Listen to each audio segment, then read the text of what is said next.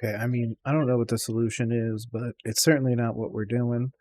This is Nick with Roll Coverage. Let's talk about these Panthers and why they just can't get out of their own frickin' way. Hey, I thought it was all over.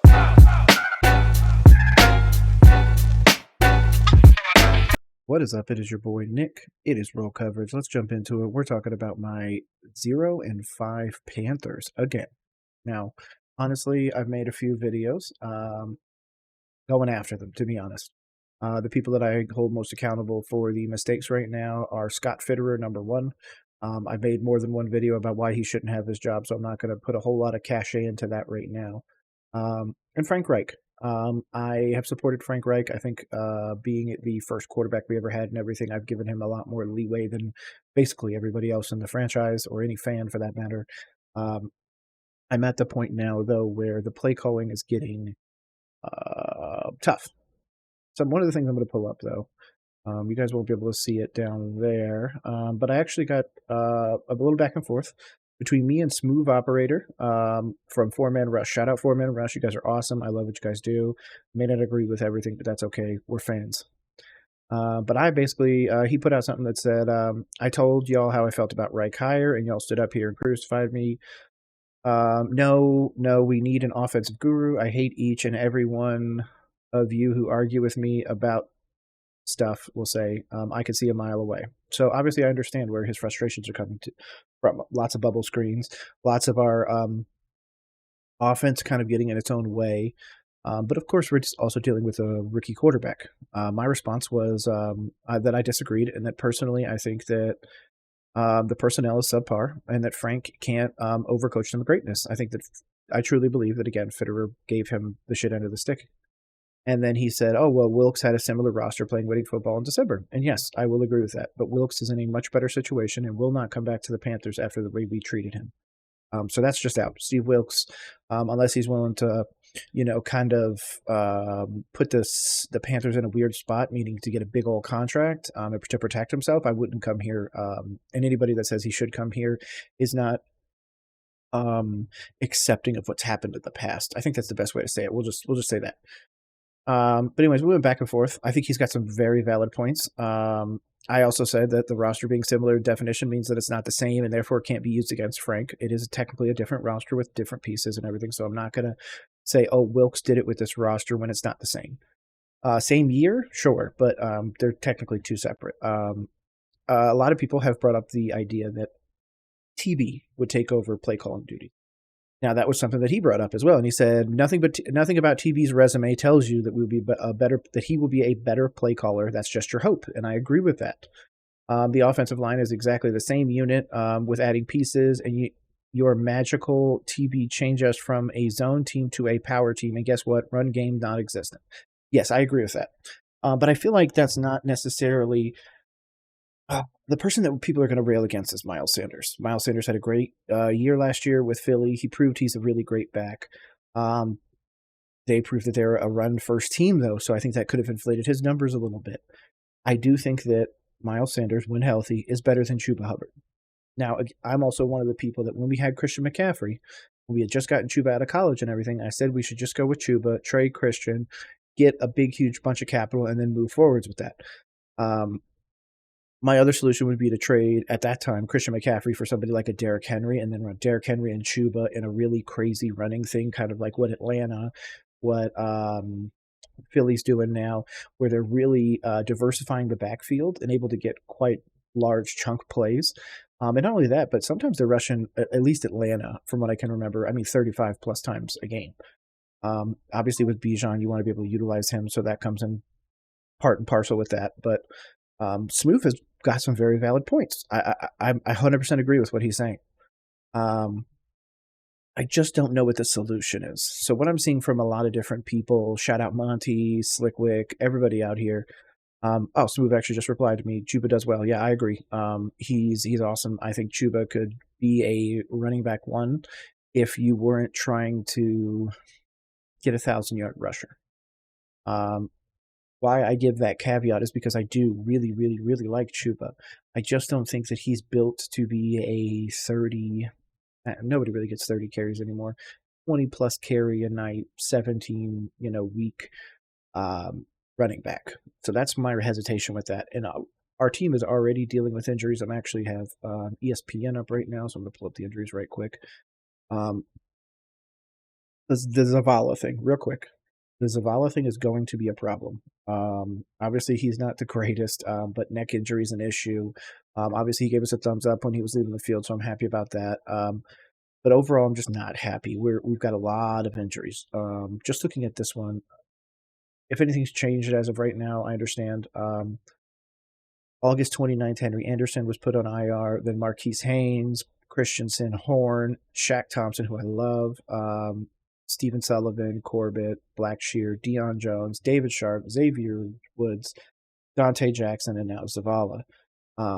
That is an injury bug. Now, obviously, other teams are dealing with injuries as well, but the one team that's classically had the injuries that is not this year for some reason, or at least not as prevalent injuries right now, is the 49ers, the team that just last night, tonight is, today's Monday. Sorry. I'm like, wait, what was last night's game?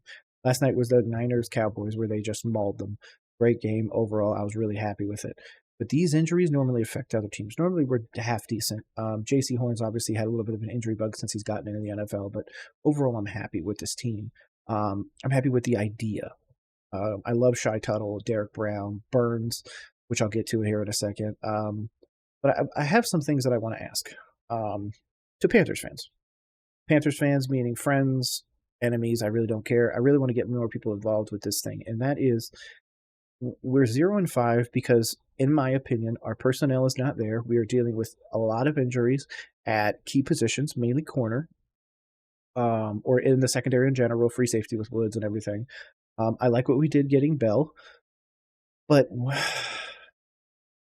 we're in a weird time, okay? We're at a time where our team is not doing well.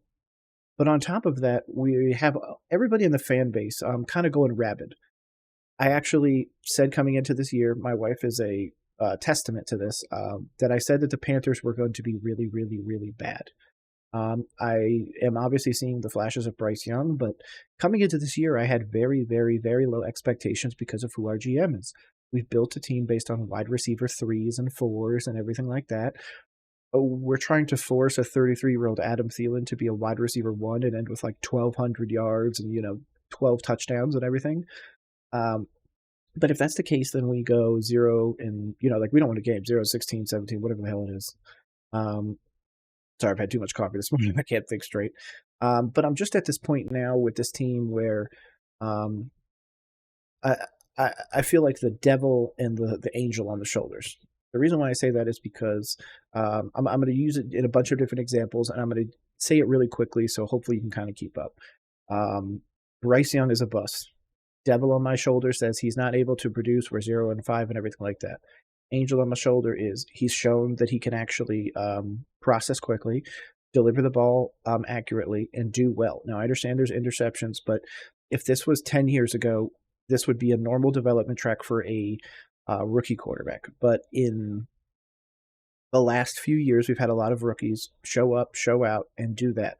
We're expecting Bryce Young to come in here and immediately elevate this roster when he's used to playing with better talent in Alabama than he has right now at the Panthers.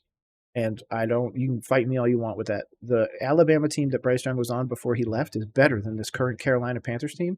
And to be honest, it's not even close. So, with that, I'll just move on to the next one. How about that? So that's the whole Bryce debate.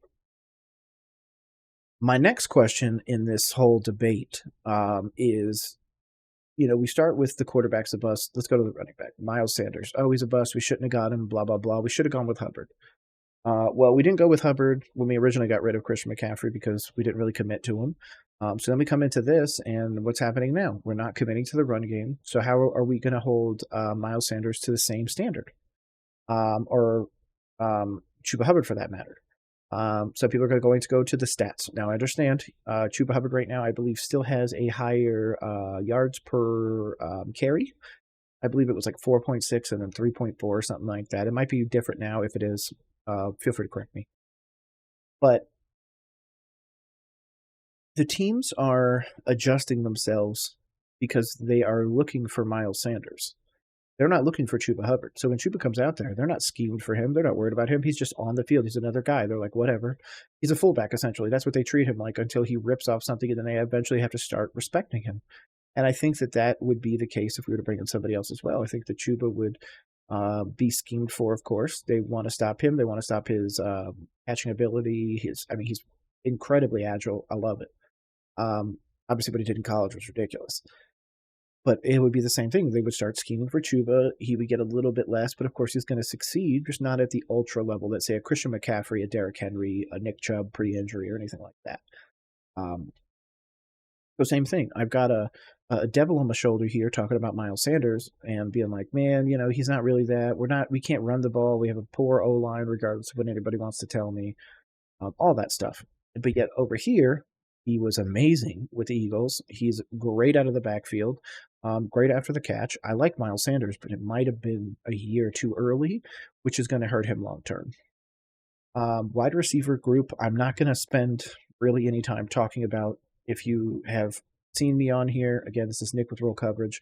I'm very open about this wide receiver group and how, I'm just going to say it straight up, they're shit. Adam Thielen is on a lot of teams, he's wide receiver 2. On probably more teams, he's wide receiver 3 or 4. On our team, he happens to be wide receiver 1, so that should tell you all you need to know. LaVisca taking carries out of the backfield like he's Deebo Samuel is a joke. Excuse me, I'm about to drop the F-bomb, but he's a freaking joke. Chark, I don't like. He's there for some chunk plays here or there, and that's all he's going to be good for. TMJ, I like. I loved him coming out of college. Loved him. In fact, in Madden, every time I would rebuild my Panthers, I'd always start with him. I thought he had a great opportunity to be something in the NFL, but I just don't think he is. I think he is the LSU wide receiver that just kind of, he's good. He's not great. And then, of course, we got the one that I love, Jonathan Mingo. Of course, I know he struggled to start. He is a rookie wide receiver, so I'm giving him a little bit more slack. When it comes to his potential, though, I think he has the opportunity to do extremely well as a very physical Steve Smithian style back. That's my view. I love Mingo, but if he can't stay healthy, I think he had a concussion the second game or something like that. I'm worried. So wide receiver group, don't love. Tight end group, honestly, I really love. I love Hayden Hurst, Tommy Tremble, and Ian Thomas. Now, I think it was Tremble got a touchdown last night, so I'm not sure why Hayden Hurst wasn't targeted. And then Ian Thomas obviously is clearly tight end number 3. If we had gone to something we were committing to, like if we were committed, change the offense to more of a play actiony, West Coasty style where we can run Hubbard and Sanders pretty much on the field as much as possible, run double tight end, wide receivers on each side, and do it that way. Just where we give a little bit more nuance and a little bit different scheme. It could be obviously audibled out of and changed and everything. I love it. But right now, this tight end group is built for somebody that is built for CJ Stroud. You know what? I'm just going to say it. It's built for CJ Stroud. CJ Stroud uses his tight ends, check downs, does all that other stuff. You're really seeing him work through everything, but I think that the urgency of our Carolina Panthers, the record, obviously that goes into the urgency as well, but the overall offensive aptitude, regardless of that we put 24 up, we are terrible. To be honest, if we scored 17 a night, kind of like the Broncos last year, I think we'd be able to really compete, but we just can't. We're not a good team. Offense leaves nothing to be desired. And again, I think that comes into a depleted offensive line, having to play Zavala, who for, I think the first few weeks was like literally one of the worst offensive linemen rated on PFF. And I just think that we're way too early to judge this coach, to judge, I want to say this roster, but I more of mean the roster in solely Bryce Young. Now, defensive side, which is what I'm staring at, I keep looking over at it, and all these names that I just love, Deion Jones, Shaq Thompson, YGM, Von Bell, Xavier Woods, Justin Houston, who hasn't done anything since we got him, which does not surprise me for some reason. Frankie Louvu, Burns, Brown, Tuttle, Williams. I love the roster on the defensive side. They just can't put it together. One of the things that people keep talking about, obviously, is trading Brian Burns. Even, to be honest, I've seen people explore Louvu. I think Von Bell, we sign a longer deal. Keep Von Bell on this team. He's been doing well. He's involved in the defense quite a bit. I love Louvu. I would try and get him a contract ASAP, so this way we could just get him paid now. So this way in the future we don't have an issue. Same thing if we're going to keep Justin Houston, if we're going to keep YGM, Chin, anybody like that. Get him on a cheap contract now. I'd rather give him a 4-year, $4 or $5 million a year this time, and then if after that's over and he needs a bunch more money, then let somebody else pay him. But right now I feel like there's so many people on our team that we're just not paying. Again, I'm going to lay that at the feet of Scott Fitterer. Scott Fitterer was brought in 2021. We could have paid Brian Burns then. Could have paid him in 2022. Could have paid him before we came into this year, but we're not going to. We're going to explore a trade for him before the trade deadline. We're going to ship out our best 25-year-old defensive player. Why are we doing that?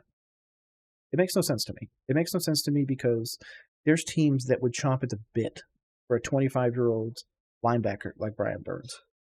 You know what we would give up right now for a Micah Parsons? Of course, Brian Burns is not Micah Parsons, but he's close. He does well. I don't understand how the fans, the fandom, whatever you want to call it, wants Brian Burns gone. In my opinion, as a Panthers fan, as I've continued to say, I believe that Brian Burns is 100% untouchable. I believe he's untouchable because he is irreplaceable at this point. And unless we got 5 first-round picks in a Rudy Gobert-style trade, I would not trade Brian Burns because it doesn't matter how many picks you get if you can't pick shit in the draft. Because clearly Scott Fitterer is not picking him. I'm just over it. I'm over it. If you're a Panthers fan out there and you want us to fire Frank Reich, then give me a better solution. Don't just say we need to fire people. Don't just say this, that. I understand that I have called, and I will continue to call for Scott Fitterer's job, but a GM can be done in the offseason when we could get proper opportunities to interview people. And I think that there will be a change at the GM position, because if we fire the coach and not the GM again, then I'm going to suspend my fandom, essentially. And I've already said that. On my Twitter, my X account, at Roll Coverage Pod, if you want to come follow us, I said that if we trade Brian Burns, I am suspending my fandom for a year. And I mean that. I will not support the Panthers. I will continue to make videos, of course, about the Panthers because I think that they need it. We need more people to be looking at the situation and what Fitterer has done. But if we get rid of Brian Burns, I'm suspended as a fan for a full year, meaning that if this happens week 6 of this year, I'm going to do the rest of this year and all of next year. I will root for anybody but the Panthers if we trade Brian Burns. But when it comes to the future, man, I don't know what the solution is. I truly don't. I do think that we should go work out Greedy Williams. Shout out Greedy. In the secondary, we need to do whatever we can. I do not think trading for a wide receiver 1 on a 0-5 team is worth it. I would wait till the offseason to make any moves. If we do make a move, I do believe it would be a panic one. I could see us, trading around some pieces and doing some stuff, but nothing's going to be worth, blowing up the roster this year. I think it's allow Bryce Young to develop, allow the offensive and defensive players to get a lot of reps so we can prepare for next year. But we need to be looking for the opportunity to get picks now or in the future outside of Brian Burns. That's all I'm asking. Trade anybody else. I'll let you trade Louvu or Bell or Derek Brown, even though I love Derek Brown. But in my opinion, Brian Burns is untouchable. Derek Brown, again, we're going to have to pay too. So I think we're just in a weird spot. Just hang in there, Panthers fans. We're going to be there. This is Roll Coverage. I am your host, Nick. I'm going to get out of here. Got a bunch of videos to make today. Today is 10/9/2023. It is 11 a.m. my time. I want to get me another cup of coffee and start breaking down this Panthers All-22. So hopefully everybody has a great rest of the day. And again, this is Nick with Roll Coverage. We're out.